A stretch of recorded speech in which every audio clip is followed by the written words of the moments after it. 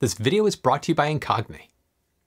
Wave energy converters have been making a lot of, well, waves in the energy sector lately, thanks in part to China's brand new megawatt scale wave energy device. Now, this device isn't the first of its kind, but its sheer size represents a breakthrough for this underutilized but potent branch of the clean energy family tree. What is wave energy generation, and how does it compare to other renewables?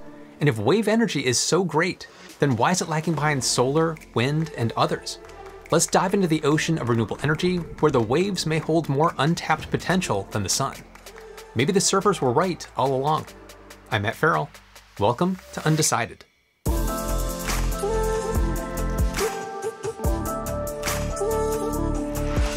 Wave energy is kind of a branch of the hydropower family tree. Instead of using dams and gravity to capture the potential energy of water as it falls, it's translating the motion of the ocean into nearly limitless energy. In other words, wave energy uses kinetic energy stored in the waves and is mechanically similar to wind energy. Technically, they're both trying to capture waves, but the waves are rippling through different states of matter. Now, there are a couple of important differences though. First, unlike wind, oceanic waves are not intermittent. I mean, the surf's always up, dude. Surf's up, dude! And second, water has more mass than air. Because potential energy is calculated using mass and velocity, it has the potential to transfer more energy. That means there's a lot more potential energy in the sea available for capture. In theory, the US coasts alone could generate up to 2.64 trillion kilowatt hours of energy. That's roughly 64% of the total US utility scale electricity generation in 2021. And waves tend to increase in the winter. So when shorter days start to negatively affect solar energy, wave energy only gets stronger. It sounds great, but what's the catch? There's always a catch. Now, a lot like solar, the trick is to efficiently and effectively convert all that wave energy into usable electricity. Now, at the heart of this problem is developing an optimized wave energy converter, or WEC, that can generate electricity while surviving the harsh conditions of the ocean. The oldest record of humanity harnessing hydropower comes from 202 BC in China. Now, back then they used trip hammers and vertical set water wheels to pound and hull grain, as well as to break ore. So it's appropriate that we return to China for the latest hydropower innovation. This is a massive WEC called the Nancun Mobile Power Bank. And when I say massive, I mean it. The Nancun weighs in at 6,000 metric tons and can generate up to 24,000 kilowatt hours of electricity per day. Now, this is equal to the daily electricity consumption of about 3,500 households. The sheer size and megawatt scale generation of the Nancun represents a big leap forward over older, smaller kilowatt scale wave energy devices. But the Nancun isn't the only WEC. From serpentine point absorber buoys to oscillating water columns that use waves to move air to move turbines, to even weirder stuff. There's a vast array of different designs all competing to be the one to efficiently and commercially crack wave energy. So why is this? It's not like we're seeing dozens and dozens of different ways to turn wind into energy, and there's not a huge variety of different solar panel shapes. So what makes wave energy so weird? Well, unlike solar or wind, we haven't found the best-in-class tools, techniques, and materials yet. When it comes to WECs, there's a lot of different ways to skin a cat, and the field is simply less researched than other renewables. According to Robert Thresher of the National Renewable Energy Laboratory, even though there are a vast array of different designs, it's possible that we haven't yet invented the best WEC. Back in 2014, some experts estimated that wave power is about 30 years behind wind and solar. However, since then, the number of papers published on wave energy has nearly doubled. Even though research is growing rapidly, what's the big holdup? Well, wave power faces more engineering challenges than other renewable energy generators. WECs by design have to be strong enough to get tossed around by the wind and water all day, every day, for decades. Again, the surf's up, dude. It's always up. Now, there's no escape from the surf, and that's on a normal day. These systems have to be designed to withstand rough seas and various storms and hurricanes as well. A poorly designed system will be slammed to pieces by waves. The ocean itself is not very welcoming to our technology either. Salt water is corrosive and can destroy metal and electronics. While waterproof casings and sacrificial anodes can help protect some structures, salt spray is still one of the major torture tests on ruggedized electronics and metals alike. There's also biofouling, where organisms like barnacles and algae that will happily adhere to anything that we toss into the sea can cause all sorts of problems. But despite these challenges, the clean energy potentially offered up by the seas is too good to pass up. And with the field as young as it is, there's just a plethora of weird and wonderful devices, all vying to effectively overcome these challenges and become the industry standard. Now, one promising up-and-comer is CalWave's XWave series of wave energy converter devices. Are you tired of me saying wave yet? So what is XWave and how does it work? Well, before getting to that, I'd like to thank today's sponsor, Incognate, who can help you protect your online privacy. Now, I've mentioned this before, but I signed up for a newsletter from a small online retailer, and after I did, I saw a major increase in the number of promotional emails that I was receiving from companies I had never even heard of. This just actually happened to me more recently, just a few weeks ago. And that's because they sold my information to a data broker. Now, I'm sure you've experienced this too, and Incognate can help you with this. We have the right to request that data brokers delete our information, but it takes a lot of time and effort. I signed up for Incognate, gave them the legal right to work on my behalf, and then just sat back and relaxed. You'll see updates on your account for which data brokers they've sent legal requests to and which ones have complied. It couldn't be easier. Now, I've been letting Incognate stay on top of this for me for quite a while now, and it's been working really well. I'm so happy with the results, and I've noticed a difference. Now, if you want to take back some of the control around who has access to your personal information, give Incognate a try. The first 100 people to use the code Undecided at the link below will get 60% off Incognate. Thanks to Incognate and to all of you for supporting the channel. So back to XWave and how it works. Designed and patented in 2012 by CalWave, this device converts relative motion of overpassing waves into power. The XWave's rugged design allows it to capture wave energy coming from any direction, and even reposition itself in the water column to maximize its capture potential. In 2016, CalWave won the $500,000 second place prize in the Department of Energy's Wave Energy Contest.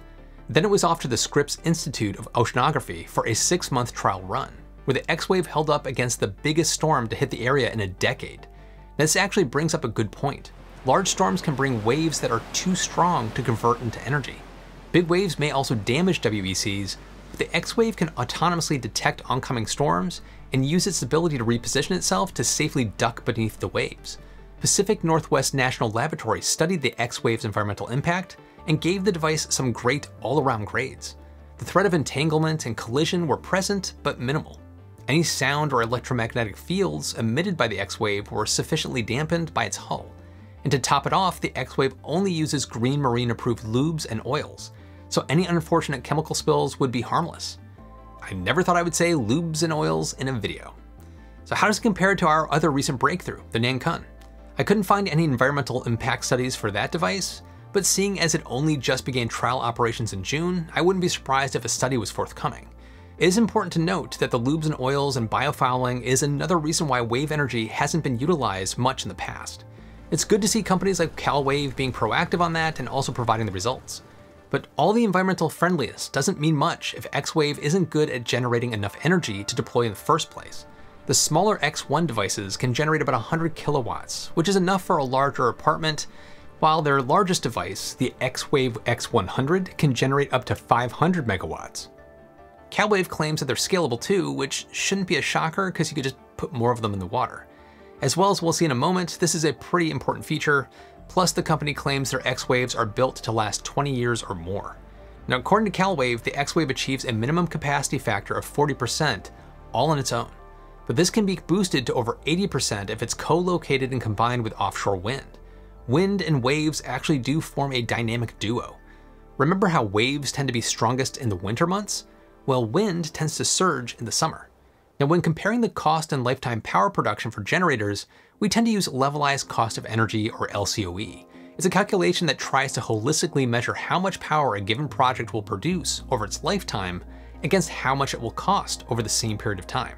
Both wave power and offshore wind tend to have high relative LCOEs for similar reasons, but co-locating these green energy devices can really help bring down the number. They can share electrical export infrastructure. 2 devices in one space saves real estate costs, and it makes maintenance easier and cheaper to perform since they're right there together. So even though co-location isn't a unique strategy to XWave, it's nice to know that their device is being engineered to both work with wind and a la carte.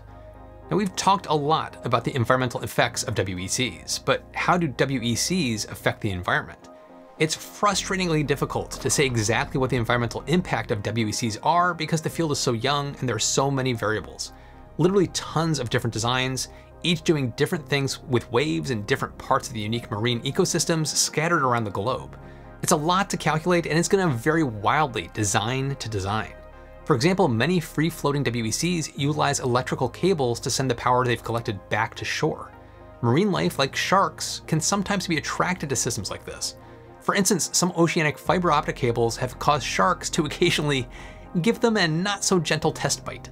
Now, the exact reason why is still kind of unknown, so it's something we have to understand better and address.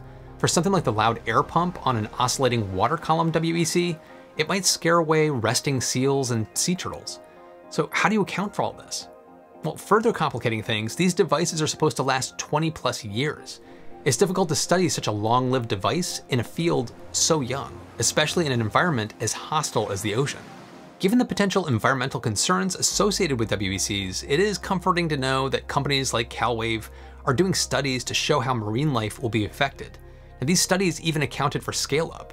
And while scale-up seems simple, like I said, just build more, the engineering and financial challenges have been limiting factors in the past. Now, this is what makes XWave's scalability and Nankun's sheer size so exciting. Now, of course, cost is always king, and WECs have high initial costs. Installation and maintenance are often difficult and expensive because most WECs operate in or under choppy waters. We can see this play out with other renewables. Remember our similar high LCOE offshore wind installations? There's a reason why they tend to be significantly more expensive than their onshore relatives. It's partly because finding a suitable underwater real estate and anchoring the WEC safely can cost 2 to 3 times more than the WEC device itself. And both installation and maintenance usually require waiting around for oceanic conditions to be safe or just right, which further drives up the cost. These engineering and financial challenges surely don't make it easy to test WECs at scale or in controlled environments. At the end of the day, the ocean is a difficult and expensive place to operate. It can feel like the ocean just doesn't want us there. But again, these challenges are worth addressing due to the wave energy's crazy potential. University of California at Berkeley's Reza Alam put it like this: every square meter of solar panel receives 0.2 to 0.3 kilowatts of solar energy, and every square meter of wind tower absorbs 2 to 3 kilowatts, and every meter of California coast receives 30 kilowatts of wave energy. That certainly puts the potential of wave energy into perspective, and there's good reason to be optimistic. A 2019 study from Ferrell suggested that if all goes well, the LCOE of wave energy converters could be as low as 30 cents by 2033, which would be about $300 per megawatt hour. Now, LCOE, of course, varies a lot from site to site, but for comparison, a study from the Energy Information Administration, or the EIA, put the average LCOE for solar farms in 2021 at over $33 per megawatt hour, and onshore wind at about $38 per megawatt hour. Now, it's not expected for wave energy to get down to those prices until 2050. The conservative estimate is around $130 per megawatt hour, plus or minus $60, and optimistically $70 per megawatt hour, plus or minus $30. So considering solar is currently one of the cheapest ways to generate electricity, it looks like it won't lose that crown anytime soon. But in the optimistic scenario, wave energy can get into the ballpark. Wave energy is still a new field, and its unique and expensive engineering challenges mean that it's not nearly as solved as wind and solar, but the sheer variety of ways that we can turn waves into electricity has made wave energy an exciting field. And the potential near-limitless clean energy provided by our seas is too good to pass up. As the Nankun and XWave show us, once the industry finds its sea legs, wave power may well be one of the most potent renewable energy tools in our utility belt, as long as the cost can come down. So what do you think? Are you still undecided? Jump in the comments and let me know. And be sure to check out my follow-up podcast, Still to be Determined, where we'll be discussing some of your feedback. And thanks to all my patrons who get ad-free versions of every video. And also, just a reminder, I'm going to be attending Fully Charged Live's event in Vancouver, which runs from September 8th to the 10th. It's a phenomenal fan event about home energy and EVs, with lots of companies showing off their latest tech, and fun sessions on a wide range of topics like home energy hacks. I'm going to be on a few panels myself. If you want to attend, use my discount code Undecided to get 25% off the ticket price. I'll put a link in the description. And if you do go, be sure to say hi. Thanks for watching. I'll see you in the next one.